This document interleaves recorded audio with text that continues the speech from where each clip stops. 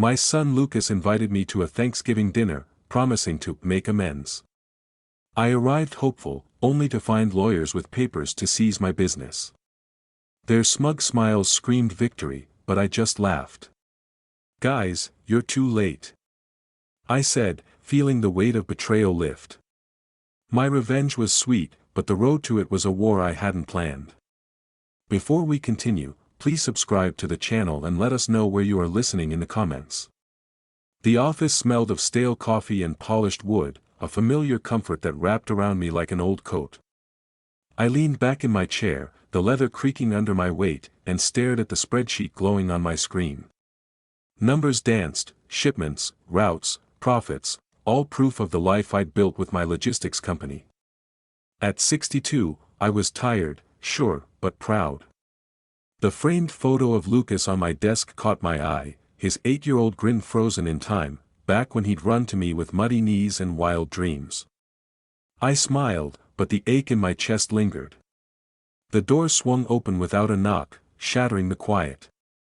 Lucas strode in, his polished shoes clicking on the hardwood. Behind him, Amelia, her lips a tight line, clutched a manila folder like a weapon. My heart lifted for a split second, my son, here, unannounced. Maybe he'd come to talk, to mend things.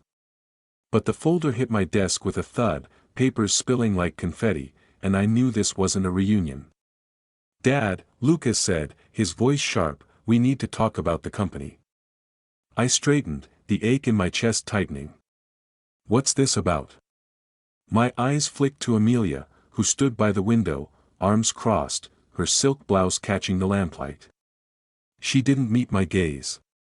Lucas paced, his fingers brushing the edge of my desk, lingering on a glass award I'd won last year. "You're holding us back," he said. "The company's stuck in the 90s.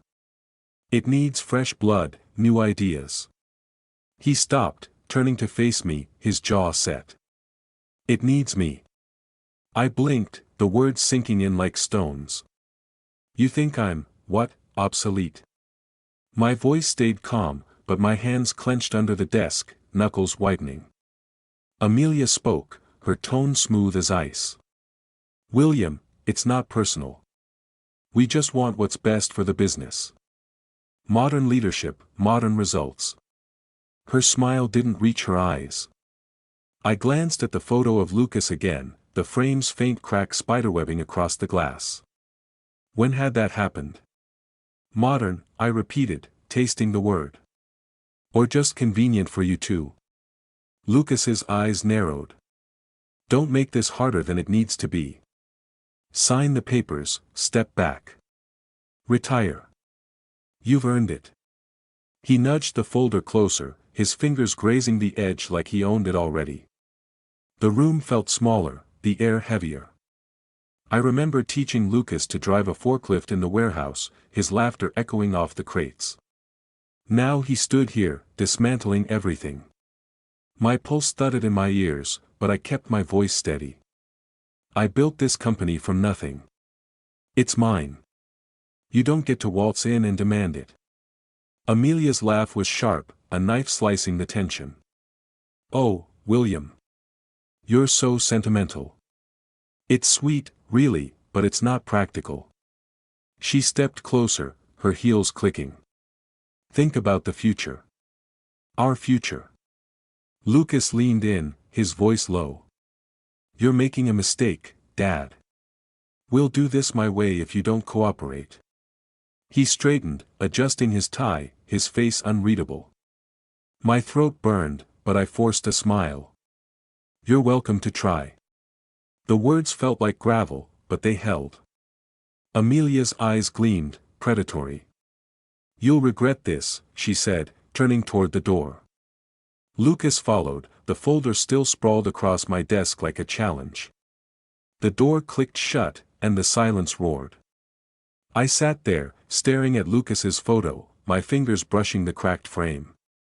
The clock on the wall ticked, each second a reminder of time slipping away.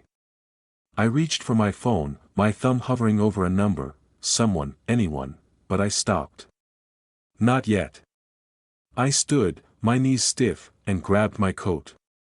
The office lights flickered as I stepped out, the Chicago skyline a blur beyond the window. Whatever Lucas was planning, I'd face it. But first, I needed to think. The hum of my car's engine was the only sound as I drove through the Chicago suburbs, streetlights casting long shadows across the dashboard. My hands gripped the wheel, the leather cool against my palms. Lucas's words echoed in my head, my way, and I couldn't shake the image of his 8-year-old self, wobbling on a bike I'd steadied for him. Where had that boy gone? The city blurred past, and I let the ache settle, heavy as the autumn air. In their house across town, Lucas and Amelia were already moving. Their living room gleamed with excess, crystal chandelier, marble floors, no warmth. Lucas stood by the bar cart, pouring whiskey, his phone pressed to his ear. "Yeah, tell them William's slipping," he said, his voice clipped. "Too old, too slow. We need change." He hung up, smirking, and turned to Amelia, who sat on a velvet sofa, scrolling through her phone. "He didn't budge," Lucas said, swirling his glass. "Thinks he's untouchable." Amelia didn't look up. "He's stubborn, not invincible. We'll make him see reason." Her fingers paused, then tapped out a text. "I'm meeting Claire tomorrow. She'll spread the word, William's losing his edge." Her lips curved, cold and calculated. Lucas snorted. "Good. Let's see how long he lasts when his precious reputation cracks." Back in the city, I sat in a corner booth at the Beanery, a cafe where the smell of roasted coffee mixed with the rustle of turning pages. Tom, an old friend and supplier, slid into the seat across from me, his brow furrowed. The afternoon sun slanted through the window, catching the steam rising from my untouched latte. "William, what's going on?" Tom asked, leaning forward. "I'm hearing things. People saying you're slipping. That the company's in trouble." I froze, the cup halfway to my lips. "Who's saying that?" My voice was steady, but my pulse wasn't. Tom shrugged, uneasy. "It's just chatter. Clients, competitors. You know how it spreads." He hesitated, then added, "Is it true? You stepping down?" I set the cup down, the ceramic clinking too loudly. "No," I said, meeting his eyes. "Let them talk." But the words felt hollow. Lucas's threat, Amelia's smile, they were already working, poisoning the ground I'd spent decades tending. That night, I pulled into my driveway, the house dark except for a porch light flickering like a heartbeat. Inside, I dropped my keys on the counter and checked the mail, my fingers sifting through bills and junk. Then I saw it, a crisp envelope, the kind that screamed trouble. The return address, a law firm. My stomach twisted as I tore it open, the paper cool and sharp. A single line stood out, notice of intent. I sank into a chair, the letter trembling in my hands. Outside, leaves fell, spiraling in the wind, each one a whisper of what was coming. Lucas and Amelia weren't bluffing. They'd started a war, and this was their opening shot. I folded the letter, my jaw tight, and stared out the window. They thought they had me cornered. They were wrong. Rain streaked the windows of my office, blurring the Chicago skyline into a gray smear. I sat at my desk, the letter from Lucas's lawyer open in front of me.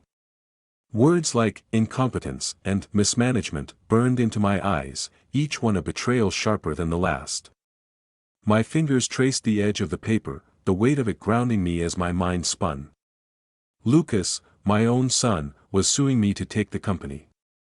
I'd taught him to tie his shoes, to dream big, and now this.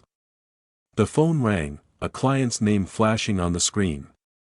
I answered, forcing my voice to stay even. "Hey, Mike, what's up?" But his tone was all wrong, distant, clipped. By the time I hung up, my hands were shaking. Another contract gone, the third this week.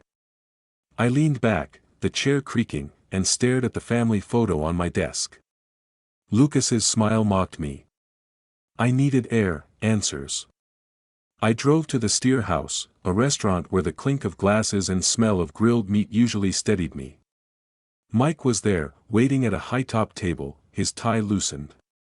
I slid into the seat, hoping for clarity. "William," he said, not meeting my eyes, "we're moving our account. Nothing personal, just business." His fork scraped his plate. The sound grating. "After 10 years?" My voice cracked, betraying me. "Mike, what's going on?" He shrugged, his gaze fixed on his steak. "Times change. We need someone hungrier." The word stung, and I knew who'd planted it. Back at the office, I paced, the rain louder now, like a drumbeat. I couldn't lose everything, not like this. On impulse, I grabbed the letter and drove to a modest brick building downtown, the address of a lawyer I'd never met. The sign read, "Marshall and Associates." I pushed through the door, the smell of old books and lemon polish hitting me. Ellen Marshall stood behind a cluttered desk, her gray hair pulled back, her eyes sharp but kind. "Mr. Crow," she said, extending a hand. "I've read the notice. Your son's playing dirty." I sank into a chair, the weight of the day pressing down. "I don't want a war," I said, my voice low. "But I can't let him take it." Ellen leaned forward, her pen tapping the desk. "He's counting on you folding. We won't let that happen." Her confidence was a lifeline, but doubt gnawed at me. Could I fight my own son? Across town, Lucas and Amelia clinked champagne flutes in their sterile dining room.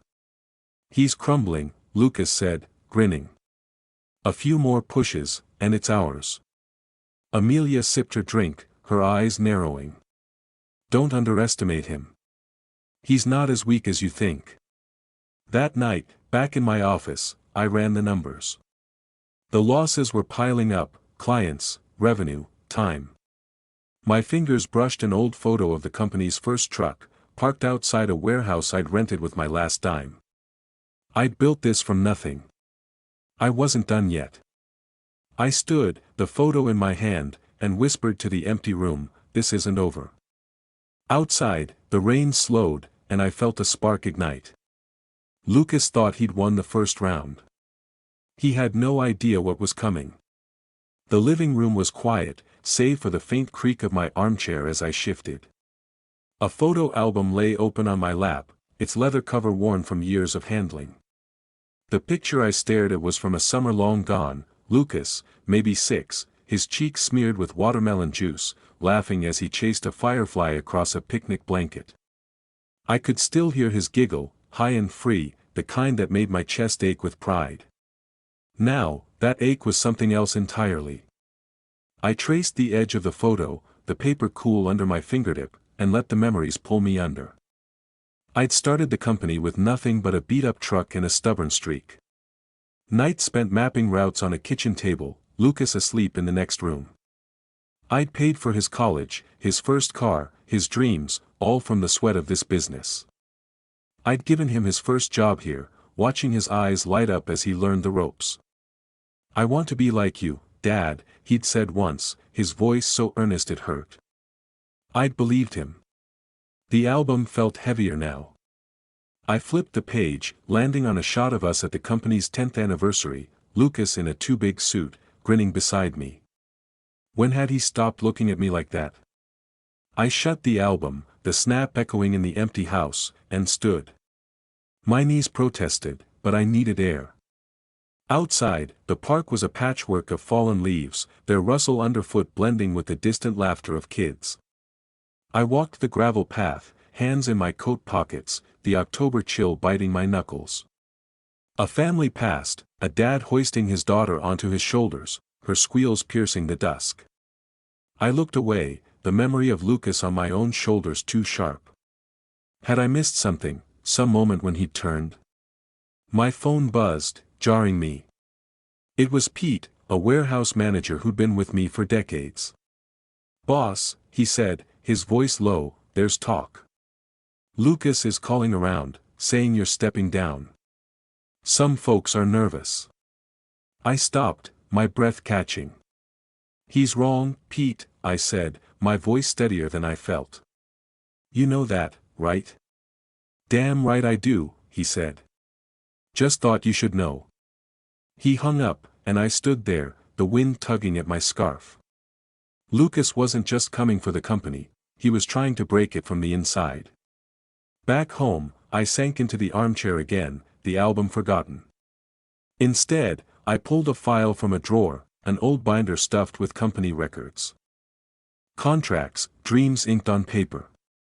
I flipped through, my eyes catching on the first lease I'd signed, the one that had nearly bankrupted me. I'd fought then. I could fight now. The papers rustled as I set them on the coffee table, their edges curling like secrets. My gaze drifted to my phone, the screen dark but tempting. I wanted to call someone, Ellen, maybe, or Pete again, but what would I say? That my son was tearing me apart? I picked up the phone, my thumb hovering, and whispered to the empty room, "Time to remind them who I am." The words felt like a promise, fragile but real. The phone was heavy in my hand, its screen glowing in the dim living room. I'd been staring at Ellen's number for too long, my thumb frozen. Last night's resolve, those whispered words about reminding them who I was, felt distant in the morning light. But Lucas's betrayal wasn't waiting, and neither could I. I hit call. "William," Ellen answered, her voice crisp. "Ready to fight?" I exhaled, the knot in my chest loosening. "I'm ready to talk. Can we meet?" An hour later, I was in my car, the Chicago skyline looming through a haze of clouds. The drive to Ellen's office was a blur, my mind churning. Could I really take on my own son? The man I'd raised, loved, trusted. But the image of that lawsuit, those cold words, incompetence, burned away the doubt. I parked and stepped into the chill, my coat flapping as I crossed the street.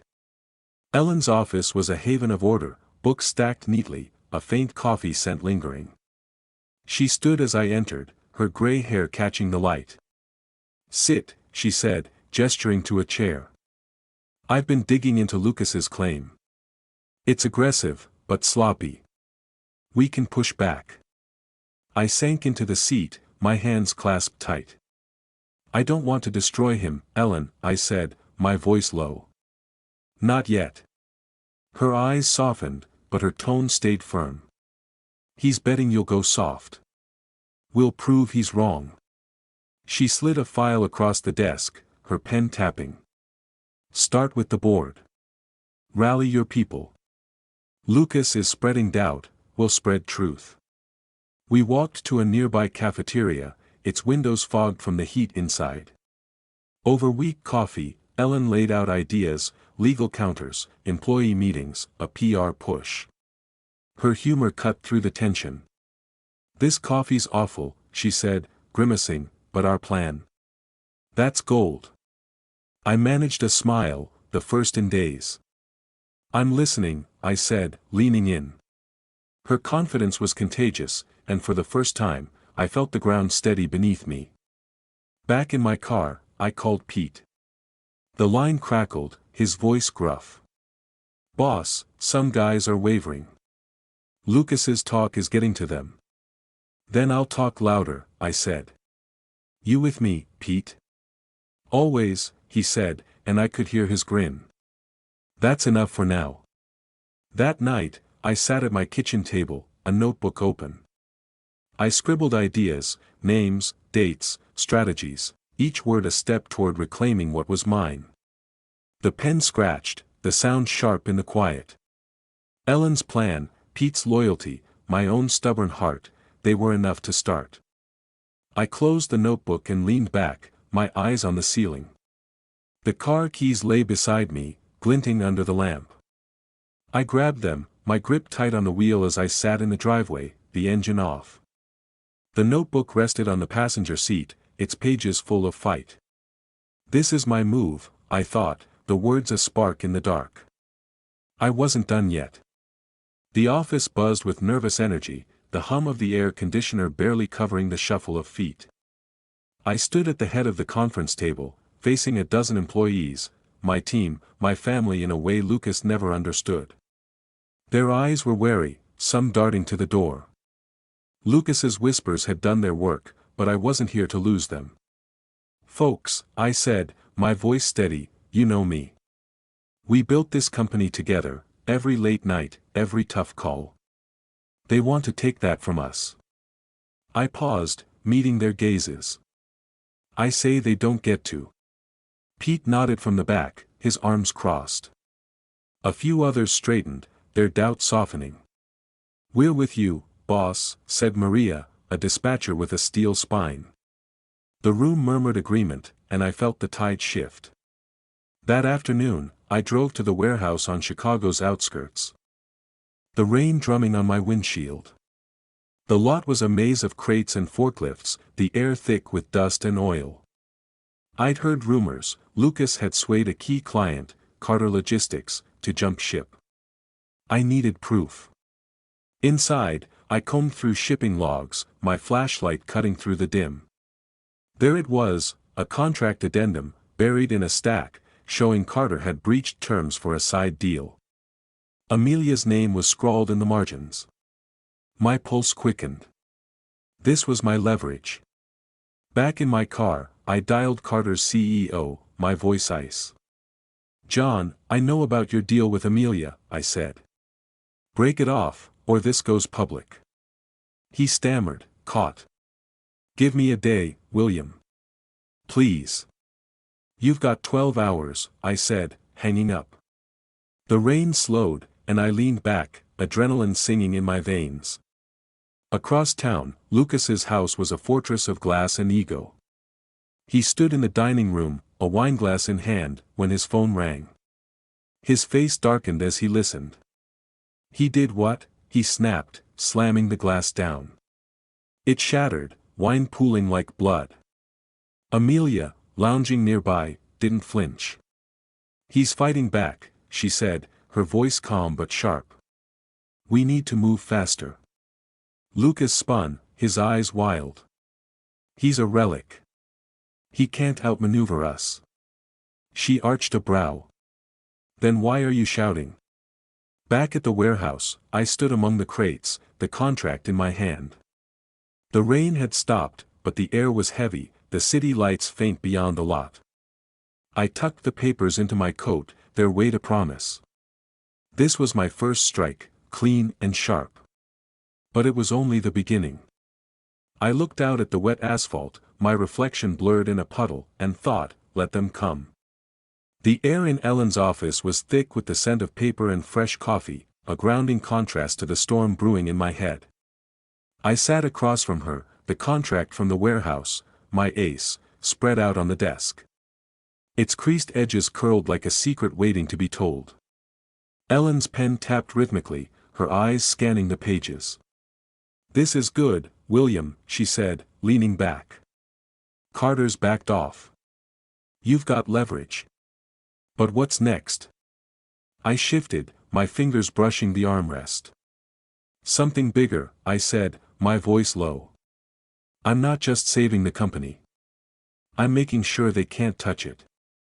The words felt like a vow, but I kept the details locked tight, even from her. She raised an eyebrow, her lips twitching. "You sure you want to play it this close to the chest?" "No choice," I said, meeting her gaze.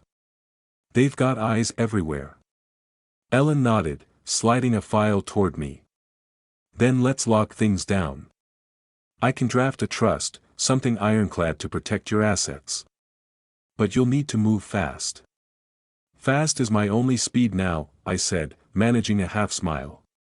That evening, we sat in a quiet restaurant overlooking Lake Michigan, the water's surface rippling under the city lights. The clink of glasses and soft jazz muffled our words as Ellen outlined the next step, a meeting with someone who could secure the company's future. "He's discreet," she said, sipping her wine. "And he's got the capital. You ready to bring him in?" I nodded, my mind racing. "Set it up." But no names yet, not even to me. The secrecy felt like a shield, one I'd need against Lucas's reach. Back at my apartment, I paced the living room, the fireplace crackling as I dialed a number I'd memorized. The line clicked, and a gruff voice answered. "It's me," I said, my tone clipped. "Everything needs to stay quiet. No leaks, no traces." "You've got my word," the man said. "We'll talk soon." The call ended, and I exhaled, the weight of the plan settling deeper. I sank into a chair, pulling out a stack of old contracts from a drawer. My fingers traced the faded ink, deals I'd fought for, risks I'd taken.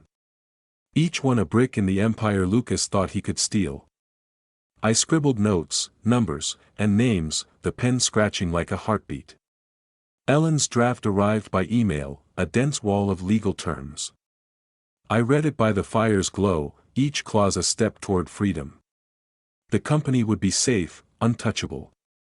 But the cost gnawed at me. I stood, the draft in hand, and crossed to the window. Chicago sprawled below, its lights pulsing like a challenge. The lake churned beyond, dark and restless. They don't know they've lost yet, I thought, the words a quiet fire in my chest. The draft felt heavier now, a key to a door I was almost ready to open. Rain battered my office windows, the drops streaking like tears across the glass. I sat at my desk, the glow of my phone casting shadows as a new message from Lucas blinked. "We're not done. Expect papers tomorrow." My jaw tightened. Another lawsuit, this one accusing me of financial misconduct. The words blurred, each one a fresh cut. I pushed the phone away, my hands trembling, and tried to focus on the spreadsheet in front of me. Numbers, routes, shipments, my world, slipping through my fingers. Across town, Lucas and Amelia stood in their gleaming kitchen, the marble counter cluttered with legal documents. Lucas paced, his phone pressed to his ear. "File it now," he snapped. "I want him buried." He hung up, his eyes glinting. Amelia leaned against the counter, her fingers tracing the rim of a wineglass. "You're sure about this?" she asked, her voice smooth but edged. "He's got no moves left," Lucas said, smirking. "He'll crack." My phone rang, shattering the office's silence. Amelia's name flashed, and my stomach twisted. I answered, bracing myself. "William," she purred, "we know about that old loan you never paid back. Messy, isn't it? It'd be a shame if it came up now." I gripped the phone, my knuckles white. "Don't drag the past into this," I said, my voice low, steady despite the rage bubbling inside. "You've got nothing." "Keep telling yourself that," she said, and the line went dead. I couldn't stay in the office. The walls felt too close, the air too thick. I grabbed my coat and drove to a park nearby, the rain soaking my shoulders as I walked. The paths were empty, the leaves sodden and clinging to my shoes. I stopped by a bench, my breath fogging in the cold, when a familiar voice called out. "William? What are you doing out here?" Ellen stood under an umbrella, her coat buttoned tight. I managed a weak smile. "Trying not to drown," I said. She joined me, her umbrella shielding us both. "Lucas is escalating," she said, her tone matter-of-fact. "But they're sloppy. Those accusations. They're half-baked. We can counter." "I'm tired, Ellen," I admitted, the words slipping out. "But I'm not done." "Good," she said, her eyes warm. "Because they're bluffing. We just need to be faster." Back at her office, the smell of chamomile tea grounded me as she spread out files. "Lucas is trying to fabricate evidence," she said, pointing to a report. "Fake invoices, doctored emails. It's desperate, and it's our opening." I leaned forward, my pulse quickening. "Then we hit them with it," I said. "Expose the fraud." Ellen grinned. "Now you're talking." I left her office, a folder of evidence tucked under my arm. The rain had slowed, but the city felt alive, electric. My phone buzzed again, another message from Lucas. I didn't open it, not yet. The folder in my hand was my answer, sharp and ready. I stepped into the night, the wet pavement reflecting the city's glow, and felt the fight reignite. The fire in my living room crackled, casting flickering shadows across the coffee table where my phone lay. Lucas's message glowed on the screen, Thanksgiving dinner tomorrow. Let's make amends. 7 p.m., our place. I read it twice, the words dripping with false warmth. Amends? After lawsuits, threats, and lies. My lips curled into a wry smile. They thought they could play me, but I saw the trap from a mile away. Still, curiosity tugged. What was their angle? I dialed Ellen, pacing as the line rang. They've invited me to dinner, I said when she picked up. Thanksgiving. Says they want peace. Ellen snorted. Peace? That's a wolf in a turkey costume. Meet me at the brew. We need to talk. An hour later, I slid into a booth at the cafe, the air thick with the scent of espresso and cinnamon. Holiday lights twinkled outside, their cheer mocking the tension in my chest. Ellen sat across from me, her scarf draped over the chair. It's a setup, she said, stirring her latte. They'll push you to sign something. Maybe wave those fake invoices in your face. You ready for it? I leaned back, my fingers tapping the table. Let them think they're winning, I said. I've got my own plans. Her eyes narrowed, but she grinned. You're scary when you're smug, you know that. Learn from the best, I shot back, and we both laughed, the sound easing the weight for a moment. Across town, Lucas and Amelia stood in their dining room, the tables set with crystal and silver, a stage for their charade. Lucas adjusted a napkin, his movements sharp. He'll sign, he said, his voice brimming with certainty. One push, and he's done. Amelia, arranging a centerpiece, tilted her head. Don't rush it, she said, her tone cool. He's stubborn. We need him off balance first. Lucas smirked. Oh, he will be. Back at my office, I sat at my desk, the city's glow filtering through the blinds. I opened a file, final details of the deal I'd been weaving for weeks. Numbers, clauses, signatures, all aligned to lock the company out of Lucas's reach. My pen hovered over the page, the ink a quiet triumph. I'd sell it, yes, but on my terms, to someone who'd keep its heart intact. The details were set, the meeting tomorrow morning. Lucas didn't know it, but his game was already over. I texted him back, my fingers steady, I'll be there. Looking forward to it. The words were a mask, hiding the fire beneath. I stood, stretching, and glanced at the old photo of Lucas on my desk, its cracked frame a reminder of what I'd lost, and what I'd protect. That night, I stood before the mirror in my bedroom, adjusting my tie. The silk slid through my fingers, smooth and sure. Tomorrow was their stage, but I'd be the one directing. I met my own eyes in the glass, the lines on my face mapping every battle I'd won. They'll find out soon enough, I thought, the words a spark in the quiet. The tie tightened, and I turned away, ready for the fight. The car's engine hummed softly as I idled outside Lucas and Amelia's house, the Chicago suburbs draped in a thin frost. My phone buzzed, Ellen's message, stick to the plan. You've got this. I exhaled, the air clouding in the cold, and tucked the phone away. My tie felt snug, a quiet reminder of the armor I'd donned. I was ready, not just for their game, but to end it. The sale was done, the company safe in hands I trusted. Lucas didn't know it yet, but his empire of lies was about to crumble. I stepped out, the gravel crunching under my shoes, and approached the house. Its windows glowed, a facade of warmth masking the chill within.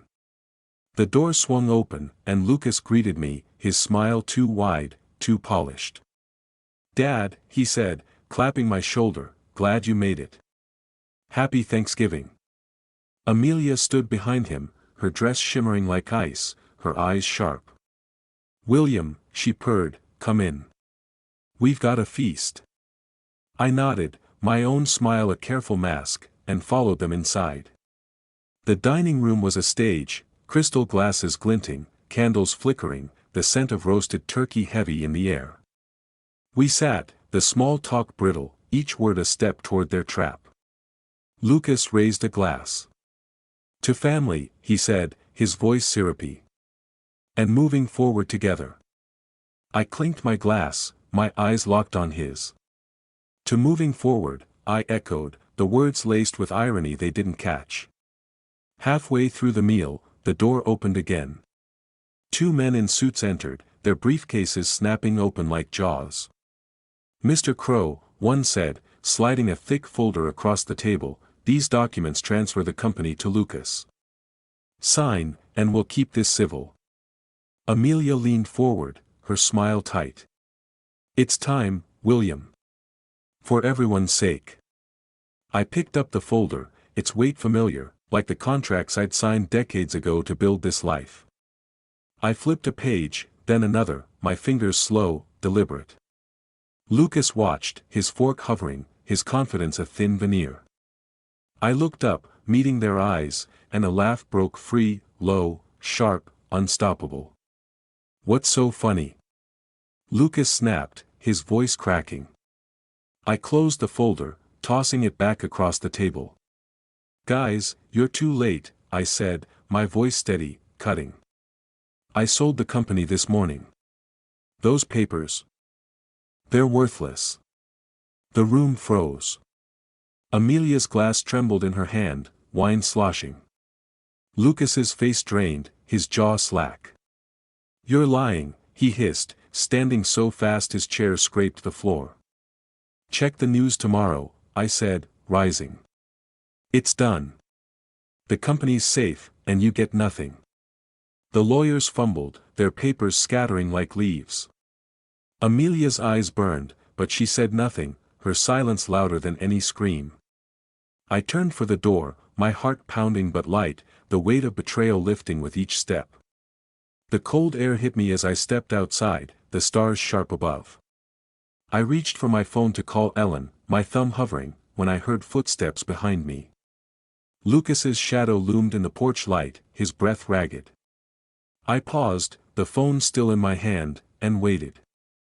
The parking lot was a pool of shadows, the frost glinting under the streetlights. Lucas's footsteps crunched behind me, his voice raw. You can't do this, he shouted, grabbing my arm. That company was mine. You owed me. I turned, slow, my eyes steady on his. His face was twisted, the boy I'd raised gone, replaced by this stranger choking on greed. You lost it the moment you betrayed me, I said, my voice cold, each word a blade. You don't get to rewrite that. He staggered back, his hands balled into fists. I'll fight this, he spat. You'll regret it. I shook my head, almost pitying him. Good luck, I said, and walked to my car. The door slammed shut, the sound final, like a gate closing. Inside their house, chaos reigned. Amelia stood amid the wreckage of the dinner, plates shoved aside, a wineglass shattered against the wall, its shards glinting like broken promises. You said he was weak, she hissed, her voice venomous, her eyes on Lucas as he paced. You pushed for the lawyers, he shot back, his finger jabbed in the air. This is your fault. She laughed, bitter and sharp. My fault? You're the one who thought you could bully him.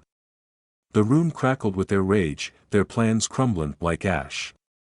My phone rang as I drove, Lucas's name flashing.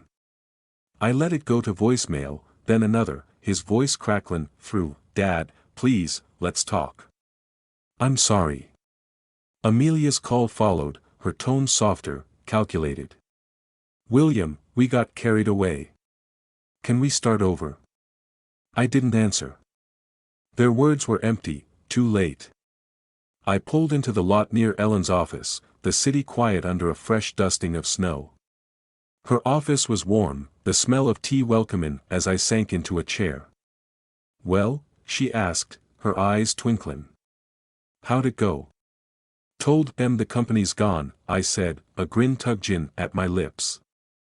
They didn't take it well. She laughed, loud and free. You crushed M. Proud of yourself? I leaned back, the tension easing. Not proud, I said. But I'm free.